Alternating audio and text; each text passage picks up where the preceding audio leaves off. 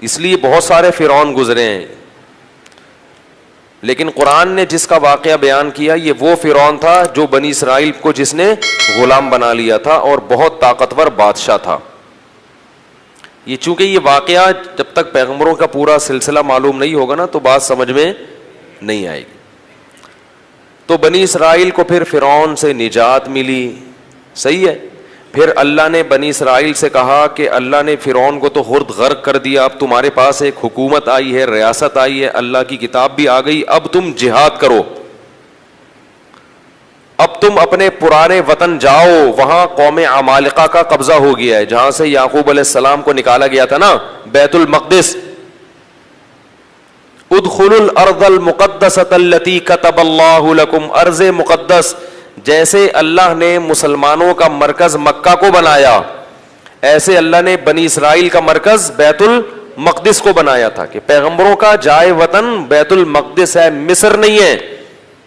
یہاں تو کسی ایک وجہ سے آ گئے تھے، اب اس علاقے پہ قبضہ کرو اور بیت المقدس کو آزاد کراؤ، وہاں تمہاری خلافت قائم ہوگی، پھر وہاں سے پوری دنیا میں جہاد ہوگا، کیونکہ دین برحق اس وقت وہی تھا. اس لیے بیت المقدس کی بڑی فضیلت ہے، ہزاروں پیغمبر دفن ہیں وہاں پہ. جتنے قرآن میں واقعات بیان ہوئے ہیں نا، 99% واقعات وہیں ہوئے ہیں شام میں. حضرت مریم کا بچے کی ولادت، عیسیٰ علیہ السلام کی تقریر، پھر موسیٰ علیہ السلام، زکریا علیہ السلام کا محراب میں کھڑے ہو کر اللہ سے اولاد کی دعائیں مانگنا، یہ سارے ادھر ہی ہوئے ہیں واقعات. یہ تاریخی واقعات ہیں. جو لوگ جاتے ہیں، اب تو بیت المقدس جا نہیں سکتے، بڑی زبردست جگہ ہے، اگر اللہ کسی کو توفیق دے تو وہ جائے ضرور، ان جگہوں کی زیارتیں کرے. تو وہاں پر کیا ہوا کہ بنی اسرائیل کو کہا گیا اب کچھ ہمت خود کرو اور ارض مقدس پہ قبضہ کرو. تو وہ کہنے لگے، وہ وہاں قوم تھی بڑی طاقتور، تو بنی اسرائیل نے کہا کہ بہت طاقتور لوگ ہیں، پہلے اپنے کسی بندے کو بھیجا جا کے دیکھ کر آؤ، اگر کمزور سے ہے نا کانگڑی پہلوان تو پھر تو جا کے لڑیں گے، اگر پاورفل ہیں تو ہم نہیں لڑ رہے بھائی. حالانکہ پیغمبر جب جہاد کا حکم دے دیں تو پھر وہ جہاد فرض ہو جاتا ہے. تو مشہور واقعہ ہے، بنی اسرائیل نے کہا اذهب انت وربك فقاتلا انا هاهنا قاعدون، اے موسیٰ تو جا اور تیرا رب جا، دونوں جا کے لڑو، ہم یہیں بیٹھ کے پروگرام دیکھ رہے ہیں. قال رجلان من الذين يخافون، اللہ فرماتے ہیں ان میں دو فرد جو اللہ سے ڈرتے تھے، انعم اللہ علیہما، اور اللہ نے ان پر انعام بھی کیا تھا، وہ کہنے لگے کہ چلے جاؤ، فَإِذَا دَخَلْتُمُوهُ فَإِنَّكُمْ غَالِبُونَ، جب موسیٰ کلیم اللہ کہہ رہے ہیں تو اللہ یقیناً مدد کرے گا، جاؤ ہمت کرو، اللہ غلبہ دے گا. ہمارے حضرت فرمایا کرتے تھے کتنے مبارک ہوں گے یہ دو فرد جن کا اللہ نے قرآن میں تذکرہ کیا، اور اللہ گواہی دے رہا ہے کہ یہ دو انعام یافتہ لوگ تھے. کہہ رہے ہیں کہ بھئی پیغمبر کی مانو، اپنی عقل مت چلاؤ.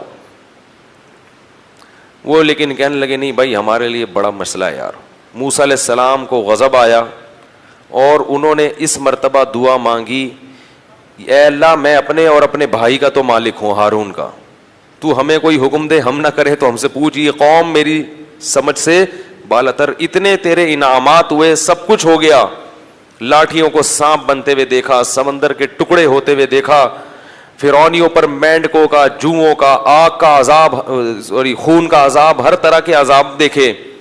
اس کے بعد بھی اب یہ قوم ہمت خود کچھ کرنے کے لیے تیار نہیں ہے. سارے کام کون کرے گا؟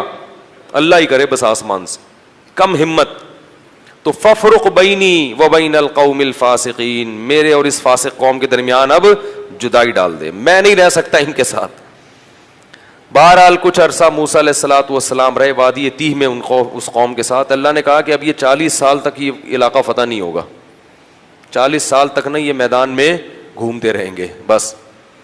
تو وہیں موسیٰ علیہ السلام کا پھر انتقال ہو گیا اور آپ دنیا سے چلے گئے. پھر موسیٰ علیہ السلام کے بعد پھر دوسرے پیغمبر آئے اور ان پیغمبر نے بنی اسرائیل کو پھر حکم دیا.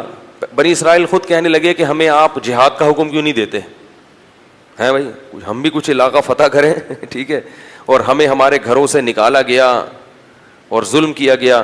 الم تر الی الملأ من بنی اسرائیل من بعد موسیٰ، اللہ فرماتے ہیں موسیٰ کے بعد بنی اسرائیل کی ایک جماعت تھی, کیا تم نے ان کو دیکھا؟ تو اس وقت کے نبی نے ان سے کہا کہ تم سے امید یہ ہے کہ جب تم پر جہاد فرض ہوگا تو تم لڑو گے نہیں, خالی پیلی کی باتیں پھینک رہے ہو. بہت سے لوگ باتوں میں بڑے فنٹر ہوتے ہیں نا, جب کام آئے تو, اس لیے اللہ سے عافیت ہی مانگنی چاہیے بھائی. تو انہوں نے کہا نہیں ہم لڑیں گے. تو پھر جب ان پر جہاد فرض ہو گیا, نبی نے, اللہ نے ایک انہی میں سے کسی ایک کو کمانڈر بنایا جس کا نام تھا طالوت. طالوت کو کمانڈر بنایا تو وہ کہنے لگے کہ اب چونکہ لڑنا نہیں تھا نا, بہانے تراشنے لگے, تو کہنے لگے یہ والا کمانڈر ہمیں قبول نہیں ہے, جہاد کے لیے تو ہم تیار ہیں مگر یہ والا کمانڈر نہیں چلے گا کیونکہ یہ غریب ہے.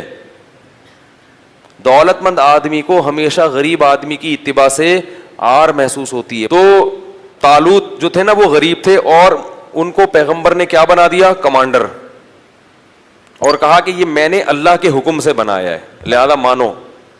کہنے لگے انا یکون لہ الملک علینا, یہ کہاں سے امیر ہو گیا بھائی؟ نحن احق بالملک منہ, ہم زیادہ حقدار ہیں, ہم میں سے کسی کو بناؤ, ہم میں جو ہے نا بڑے بڑے قوم کے سردار. تو نبی نے کہا کہ نہیں, یہ سلیکشن اللہ کی طرف سے ہے. اور ان کے برحق ہونے کی ایک علامت یہ بھی ہے کہ حضرت موسیٰ اور ہارون علیہ السلام کی کچھ یادگاریں, کچھ تبرکات, جو ان کی کچھ اشیاء تھیں. بنی اسرائیل کیا کرتے تھے کہ جب بھی کہیں جہاد میں جاتے تھے تو حضرت موسیٰ علیہ السلام کی لاٹھی اور اس طرح کی کچھ چیزیں جو ان کے پاس رہ گئی تھی نا, وہ لے کے جاتے تھے تو اللہ ان کو فتح عطا فرماتا تھا, اس کی برکت تھی. کیونکہ وہ ظاہر ہے متبرک لاٹھی تھی نا حضرت موسیٰ علیہ السلام, اب اس سے سانپ تو نہیں بنتا تھا, لیکن ہارون علیہ السلام اور موسیٰ علیہ السلام کی اس طرح کی چیزوں کو تبرک کے طور پر وہ استعمال کرتے تھے اور اللہ کی مدد شامل حال ہو جاتی تھی. تو بنی اسرائیل کو طالوت نے, پھر انہوں نے جو ہے نا وہ تابوت آیا جس میں وہ تھی, تو فرشتے اس کو لے کر آئے, تو ان کو اطمینان ہو گیا کہ اب اللہ کی مدد یقیناً ہوگی, تو میدان جنگ میں اس کو لے کے جاؤ ساتھ.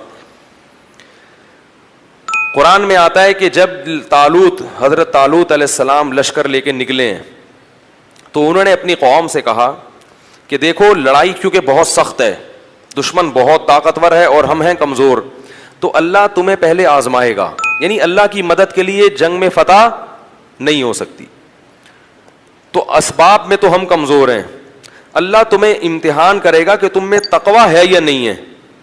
اس امتحان میں کامیاب ہو گئے تو جو کامیاب ہوں گے ان کو تو فتح ملے گی, اور جو اس امتحان میں کامیاب نہیں ہوئے وہ کیا کھائیں گے؟ شکست کھا کے بھاگ جائیں گے, وہ لڑنے کی طاقت نہیں رہے گی. اور وہ امتحان یہ ہے کہ تمہیں پیاس لگے گی مگر نہر میں سے کسی نے پانی, بولو بھائی, نہیں پینا. پیاس لگے گی, یہ پیاس بعد میں ختم ہو جائے گی, مگر اس وقت اللہ نے امتحان لیا ہے کہ ایک آدھ چلو پینے کی اجازت ہے, پیٹ بھر کے پانی پینے کی اجازت نہیں ہے. اس میں کامیاب ہو گئے تو لڑنے کی طاقت بھی اللہ دے دے گا تمہیں.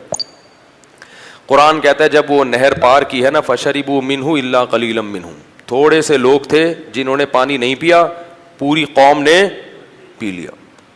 اتنی اللہ نے نشانیاں دکھائیں, سب کچھ کیا, مگر پھر بھی کیا کر رہے ہیں؟ پیٹ بھر بھر کے کہہ رہے ہیں دیکھا جائے گا یار, دیکھا جائے گا یار. اس کا نقصان کیا ہوا, اس گناہ کی نحوست کیا ہوئی کہ جب سامنے طاقتور لشکر دیکھا اور اس کا کمانڈر تھا جالوت, جو بڑا پہلوان جالوت تھا, جیم کے ساتھ, بہت طاقتور, بہت پہلوان, اس کو دیکھا, اڑے بھائی اس کا قد دیکھو, اس کی باڈی دیکھو, ہے بھائی لگ رہا ہے کسی جم سے آ رہی ہے, اور یہ لوگ دیکھو اتنا بڑا لشکر. تو جنہوں نے پانی پیا تھا نا وہ کہنے لگے لا طاقت لنا اليوم بجالوت وجنودی, آج ہمارے پاس طاقت نہیں ہے جالوت اور اس کے لشکر سے لڑنے کی, یہ نہیں ہو سکتا بھائی. اس سے پتہ چلتا ہے گناہ کرنے سے ہمتیں پست ہو جاتی ہیں. اللہ کی نافرمانی کرنے سے کیا ہوتا ہے؟ ہمتیں پست, کچھ بھی نہیں کر سکتے دنیا میں, اللہ کے لیے کچھ نہیں کر سکتے. پھر لا طاقت لنا اليوم بجالوت وجنودی قال الذين يظنون انهم ملاقو اللہ.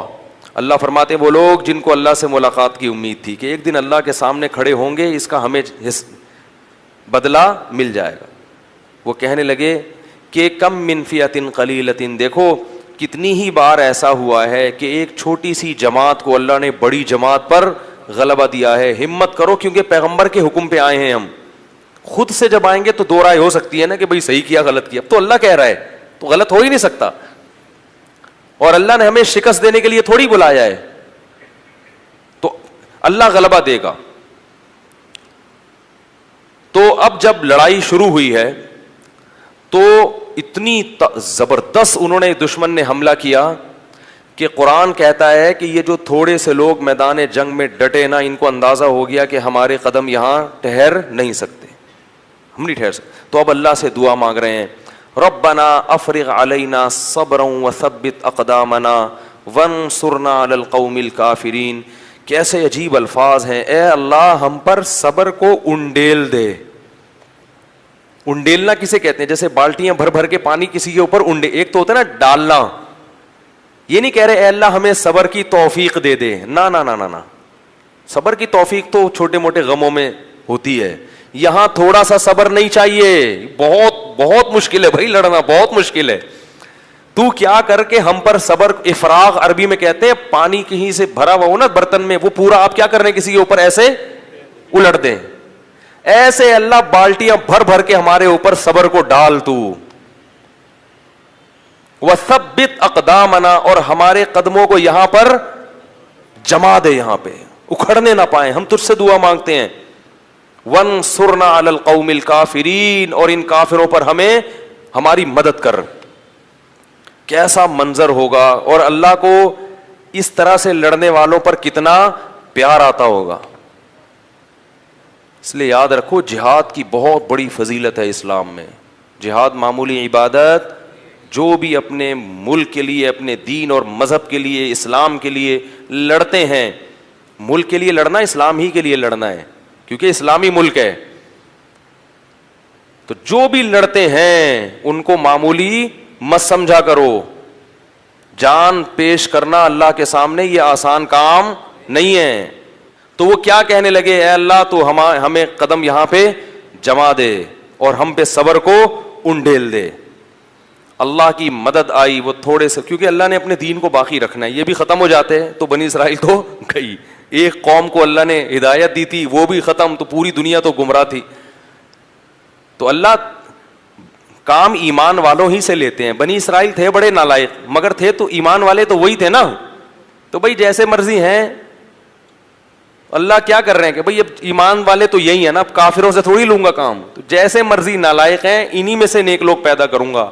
تو اللہ نے کیا کیا, اللہ فرماتے ہیں فَهَزَمُوهُمْ بِإِذْنِ اللَّهِ, اللہ کے حکم سے ان تھوڑے سے لوگوں نے ان طاقتور لوگوں کو شکست دے دی. جب شکست دی ہے تو انہی بنی اسرائیل میں ایک شخص تھے جن کا نام تھا داؤد, جو کمانڈر نہیں تھے اور نہ نبی تھے. ایک امتی کی حیثیت سے وہ میدان جنگ میں لڑ رہے تھے. وہ بھی ان تھوڑے سے لوگوں میں تھے. نہ صرف یہ کہ ان تھوڑے سے لوگوں میں, بلکہ ان تھوڑوں میں بھی جو انتہائی درجے کی بہادری دکھانے والے تھے ان میں سے تھے. انہوں نے ہدف بنایا تھا جالوت کو, جو سب سے زیادہ طاقتور تھا. یہ بڑی بات ہوتی ہے نا. دیکھو اس زمانے کے دیندار لوگ کیسے ہوتے تھے یار. آج چھپکلی سے ڈرتے ہیں دیندار لوگ. آج دیندار آدمی کو چلانے کے لیے یہاں سے وہاں تک بولو نا, انڈا موڑ چلے جاؤ تو اس کا سانس پھولتا ہے. کہتے ہیں ایکچولی میں اتنا نیک آدمی ہوں کہ میں تیز چل نہیں سکتا. داؤد علیہ السلام تو بڑے پیغمبر تھے اس وقت, نہیں پہلے تو عام امتیوں کی طرح تھے. تو قرآن کہتا ہے داؤد علیہ السلام نے داؤد نے کس کو ہدف بنایا, جالوت. اتنی سخت لڑائی ہے اور میں کس کو ہدف بناتا ہوں, جالوت کو, ان کو قتل کروں گا. وقتل داؤد جالوت, اور داؤد علیہ السلام جالوت کو قتل کرنے میں کامیاب ہو گئے. لہذا فتح میں, جیسے کھلاڑیوں میں کھیل جب ہوتا ہے نا تو ایک مین آف دی میچ ہوتا ہے کہ بھئی یہ ہے جس نے جتوایا ہے میچ. تو وہ جنگ جتوانے میں سب سے بڑا کردار کس کا تھا, داؤد کا. اللہ فرماتے ہیں آتاہ اللہ الحکمہ, اللہ نے آپ کو نبوت عطا کر دی. کیا عطا کر دی, نبوت. اور اس کے بعد سے کمانڈ کس کے پاس آ گئی, کیونکہ لڑنے کے لیے کمانڈ کے لیے صرف نیک ہونا کافی نہیں ہے، جنگ کا تجربہ ہونا، بہادری ہونا، یہ بھی بہت زیادہ ضروری ہے. لوگ کیا کہتے ہیں کہ کمانڈر بناؤ صرف نیک آدمی، نیک ہونا کافی نہیں ہے. ہمیشہ ایسے کو کام اس کے ذمہ سونپا جاتا ہے جو اس کام کا اہل بھی ہوتا ہے. تو اللہ تعالیٰ فرماتے ہیں ان کو کمانڈر بنا دیا گیا، اور اللہ نے ان کو کیا عطا کر دی؟ حکومت اور نبوت. نبی بھی بن گئے اور کمانڈر بھی بن گئے. اب بیت المقدس پہ قبضہ ہو گیا، اور داؤد علیہ السلام کی بنی اسرائیل کے ذریعے فلسطین میں کیا قائم ہو گئی؟ خلافت، بنی اسرائیل کی خلافت.